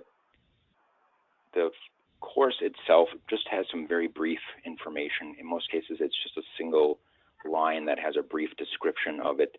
If you wanted to say something more about it, you could add more and just change the text here. This is that little bit of overview text. Below this does use another one of these short codes, which just says, take and show me all the lessons with links to them for this counseling skills course. So don't change any of this short code stuff here. But if you wanted to change the description of this lesson, you could change that there in the text. And that's just basically like this part at the top that provides a little bit of overview. Let's say you reworded that, or you wanted to provide a little more description. That's where you would change that. The lessons with that short code I showed you is what creates a little bulleted list of all the different lessons that are in that counseling skills course, okay? If you want to change the course, that's shown here. The other place is in a lesson. The lessons are organized by courses. Now, all the lessons, when you click here, this is all the lessons for all the courses, okay? But you can simplify it and say, well, I want to not show all courses. I just want to look at the counseling skills courses, right? If you click on that and hit the filter button, then it'll say, okay, just show me the lessons in that section. So the intro, advocacy, emotions, all these things, these are the lessons that are within that course. So let's say you want to change the introduction lesson. You would find it here on the list of lessons. You can see the course that it's in is shown here. Again, you can filter that out so you're not looking down the entire list of all the lessons, but only the ones you want to see. And then you edit these pages in basically the same way that you've been editing them on other pages. There is oftentimes a sidebar. Don't change sidebars usually because they have a template element, but any of the stuff over here is what you could easily change. Text, victims, survivors, that's that big block text there. If you want to change that, change it or add a link or bold or whatever you want to do, add some additional text to it. This page has a video on it. I'm going to just briefly show that to you. There's a component here that lets you add a video player. And this is a video that's linked to from YouTube. If you had a YouTube link or a YouTube video that you wanted to put in here, there's an easy way to add YouTube links by simply going to YouTube. This is the video that you want. Maybe there's some videos of yours that you've posted on your channel, or if you found one from someplace else, all you have to do is go to YouTube, find the video you want, copy the URL here, and then this video player component on the page here allows you to simply put in the link, and that's where it's added here. You just paste the link in here, and then it'll automatically make a player for it and show it to you on that page. And so it's a simple way to add a video to a page without having to do the other complicated stuff that YouTube provides. If you want to embed a link or embed a video on a page or whatever, you just need to copy the actual address at the top, and then it will post it into the page there, and it looks just like that. At any rate, any of these lessons can be edited with the same basic controls that you're using to edit all the other pages on the site. You can find them here under this Namaste LMS, the courses and the lessons. Don't worry about all the rest of the stuff. You don't really need to dig into settings and a bunch of other details, but the courses and lessons are where all of the content really lies. If you don't want to try to browse through that whole section to find what you want, you can just browse through the pages like you had before. If you go to a course, you pick a different course, maybe you want to edit that course, you just hit the edit post button at the top of this page. You can edit the course itself, or when you're on any one of the lesson pages, simply hit the edit button at the top and it will get you to the place to edit that lesson, that specific lesson that's fit into that course, the text or whatever it might be. That's some of the simple things you can do. So if you're browsing through the lessons, you say, oh, we had something that we wanted to change. Once you're logged in as the admin, find the page you want and just hit the edit button to edit that information, okay? I'm not going to go into much detail more, but there's another section below that called quizzes. It's called Watu quizzes. This is where all the quiz information is shown. The quizzes are basically organized by each of the course lessons, so each of those modules, and you can edit the questions or manage the information that's there. I'm not going to get into a lot of detail, but I just wanted to show you that it's all here. This is the counseling skills quiz. These are all the questions that are in the quiz. If you were to edit one of the questions, you can edit what the question is shown at the top of the page, and then you can see where the answers are shown at the bottom. This is a true or false answered quiz, and then you have a checkbox to indicate which is the correct answer. Now, I know that was the very quick overview of the quizzes. I just wanted to show you that it is there. So if you wanted to get in or you needed to get in going forward, you would have access to edit the quizzes, edit the questions, or edit any of the lesson information. It's all in there. The main thing to do would just be to get familiar with where things are located and where I go to access that information. So my guess is that much of the lessons kind of content will be fairly well fixed and won't need editing on a regular basis, but it is all there and it is all accessible. So that's basically it.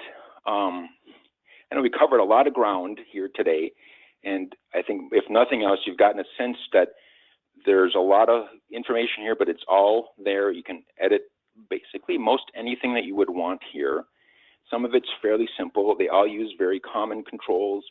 Any of the places where you edit text uses a common set of formatting, those little text boxes, adding links, adding images, all that kind of stuff. It's used in the same way basically throughout the site. As you get familiar with where to find things and where to go to edit, that's how it would all fit together. Okay, thank you.